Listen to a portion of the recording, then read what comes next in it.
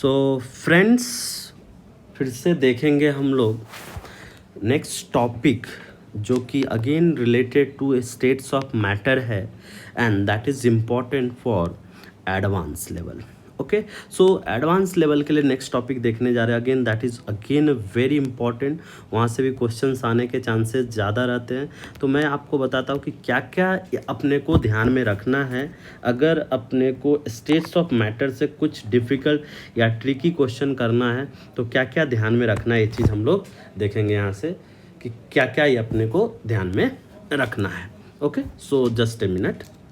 Yes, तो यहाँ पे जो हम लोग टॉपिक देखने जा रहे हैं दैट इज़ आइडियल गैस। तो आप सब लोग पढ़ते हो और आप सबको आता भी है, तो ज़्यादा डिटेल में डिस्कस करने की ज़रूरत नहीं।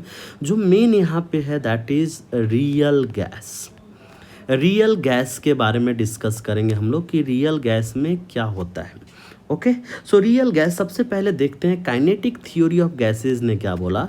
काइनेटिक थ्योरी ऑफ गैसेस ने बोला कि मॉलिक्यूल्स जो होते हैं काफ़ी स्मॉल साइज के होते हैं and their volume occupied is very less compare to the volume. दूसरा, there is no force of interaction between the gas molecules. Okay, ये आइडियल केस में बोला है। अब एक्चुअली में अगर आप देखोगे, जब मॉलिक्यूल्स की बात करें, रियलिटी में बात करेंगे हम लोग, तो molecules can occupy space. Okay, molecule के पास स्पेस होता है, they can. So real gas होता है, रियल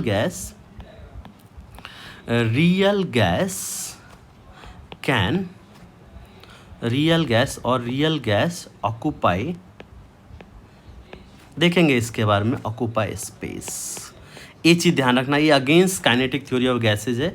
और दूसरा पॉइंट के है कि they can have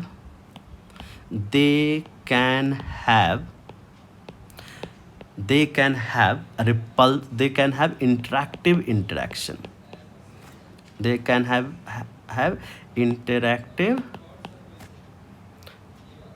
have interactive force.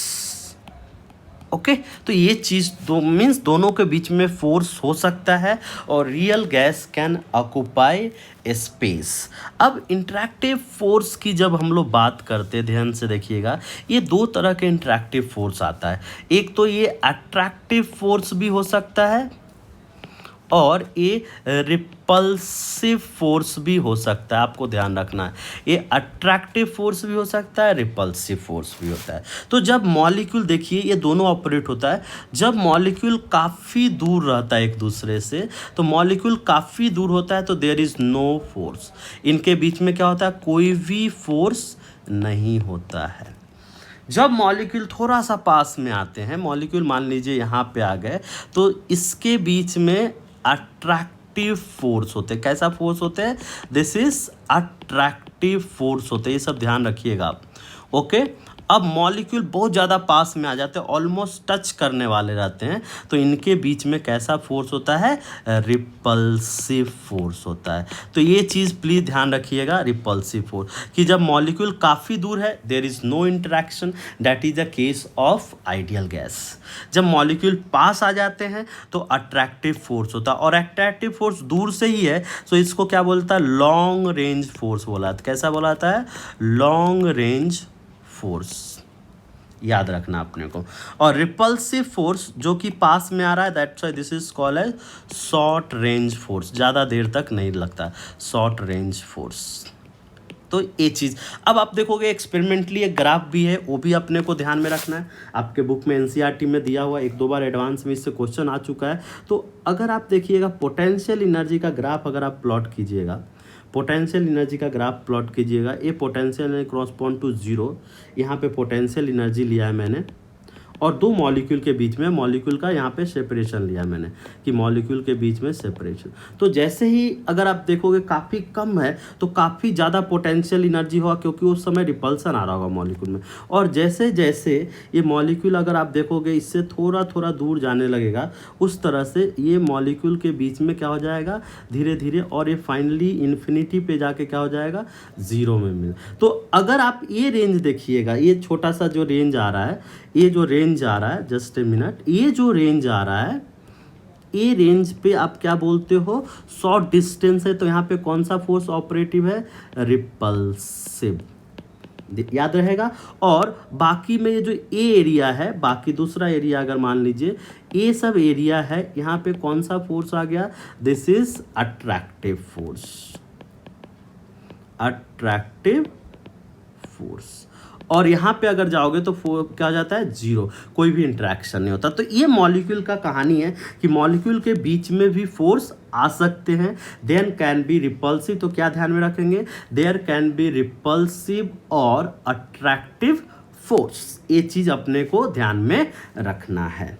Okay, तो अब अगर आप देखिएगा ये सब जब हम लोग बात करते हैं, जब आप बात करते हो तो जस्ट आपको थोड़ा सा बता देता हूँ कि जब काफ़ी लो प्रेशर होता है, ध्यान रखिएगा, एट लो प्रेशर, जब लो प्रेशर होता है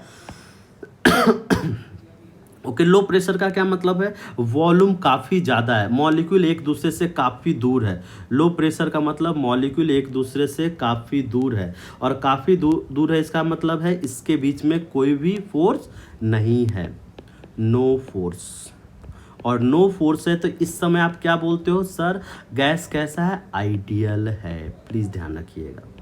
ओके, गैस कैसा है, आइडियल है। और इस समय आप गैस को लिक्विफाई नहीं कर सकते हो, कंप्रेस नहीं कर सकते हो, we can not compress, we can not liquefy this gas. Okay, अब बात आते हैं जब मॉडरेट प्रेशर होता है, मतलब ना वेरी हाई ना लो। जब मॉडरेट प्रेशर की बात करते हैं हम लोग, जब आप मॉडरेट प्रेशर की बात करते हो तो मॉडरेट प्रेशर में क्या है, मॉलिक्यूल ज़्यादा दूर भी नहीं होता है और ज़्यादा, तो मॉडरेट प्रेशर में क्या होता है, मॉलिक्यूल इस तरह से आ जाता है। ओके, और मॉडरेट प्रेशर में इस तरह से आ जाता है, तो आप देखिए इसके बिकॉज थोड़ा सा पास आ गया तो ये क्या हो जाता है, अट्रैक्टिव फोर्स डोमिनेट करता है। पूछा भी जाता है कि इस पे क्या होगा, अट्रैक्टिव फोर्स डोमिनेट करेगा, और अट्रैक्टिव फोर्स रिपल्सिव फोर्स से ज़्यादा डोमिनेट करेगा। और इस समय आप बोलोगे कि gas molecule will be more compressible, more compressible. तो ये सब चीज़ें प्लीज़ आप याद रखिएगा, मोर कंप्रेसिबल मतलब कंप्रेस, क्योंकि अट्रैक्टिव फोर्स है और अट्रैक्टिव फोर्स है तो एक दूसरे के पास आने को रेडी है, तो मतलब आप उसको कंप्रेस कर सकते हो। अब थर्ड केस आते हैं, ये सब चीज़ प्लीज़ थोड़ा ध्यान रखिएगा। एट हाई प्रेशर, जब प्रेशर काफ़ी ज़्यादा होगा, एट हाई प्रेशर, तो प्रेशर ज़्यादा होगा तो क्या होगा, मॉलिक्यूल, अगर प्रेशर लगाओगे तो क्या होगा, मॉलिक्यूल एक दूसरे के पास में आ जाएंगे। पास में जब आ जाएंगे तो क्या हो जाएगा, यहाँ पे क्या हो जाएगा, रिपल्सिव फोर्स आ जाएगा। कैसा फोर्स आ जाएगा, रिपल्सिव फोर्स विल डोमिनेट। और अगर रिपल्सिव फोर्स डोमिनेंट हो गया तो इस समय क्या बोलोगे, gases will be less compressible, मतलब उसको कंप्रेस आप नहीं कर सकते हो। क्यों नहीं कर सकते हो, कि रिपल्सन है, वो मॉलिक्यूल दूर जाना चाहेगा, तो विल बी लेस कंप्रेसिबल। तो ये सब भी पूछे जाते हैं एडवांस में, प्लीज़ देखिए, सिर्फ ज़रूरी नहीं कैलकुलेशन ही आएगा। ओके, थ्योरी बेस्ड क्वेश्चंस भी आते हैं, सिंगल करेक्ट मल्टीपल करेक्ट में भी ये क्वेश्चन आता है। तो प्लीज़ ये चीज़ आपको नहीं समझ में आया हो तो एक बार फिर से देखिए क्या मीनिंग है, अट्रैक्टिव फोर्स कब डोमिनेट करता है, रिपल्सिव फोर्स। यही कंक्लूजन है कि कब अट्रैक्टिव फोर्स डोमिनेट करता है, कब रिपल्सिव फोर्स डोमिनेट करता है। तो ये जो फोर्स है, और what is the conclusion, conclusion क्या है कि रियल गैस को आप आइडियल गैस को लिक्विफाई नहीं कर सकते, whereas we can liquefy the real gas. अब यहाँ पे एक टर्म आता है that is called as compressibility या कंप्रेशन फैक्टर, कंप्रेशन, या कभी कभी इसको बुक में भी बोलते हैं कंप्रेसिबिलिटी, कंप्रेसिबिलिटी फैक्टर। तो ये देखते हैं, इसका डेफिनेशन देखेंगे और क्या मीनिंग है ये देख लेंगे। ओके, कंप्रेसिबिलिटी फैक्टर, तो कंप्रेसिबिलिटी फैक्टर को जेड से डिनोट करते हैं हम लोग। जेड से देखिए ये क्या होता है, this is V m upon V m naught. तो वी एम मतलब इसको V real upon V ideal भी बोल देते हैं, ध्यान रखिएगा, V real upon V ideal भी बोल देते हैं। और वी आइडियल अगर है तो P V equals to n R T लगाओगे, एक मोल के लिए आर टी हो जाएगा, तो वी आइडियल क्या हो जाता है, V ideal equal to R T upon P. तो इसको कभी कभी इसी तरह से लिखा जाता है, Z equals to P into V real, V m मतलब एक्चुअल में जो मेजर्ड वैल्यू है, V m upon P m upon R T. तो ये वी एम क्या बोल सकते हो, V m is measured volume और रियल वॉल्यूम बोल सकते हो, जो रियल में वॉल्यूम है।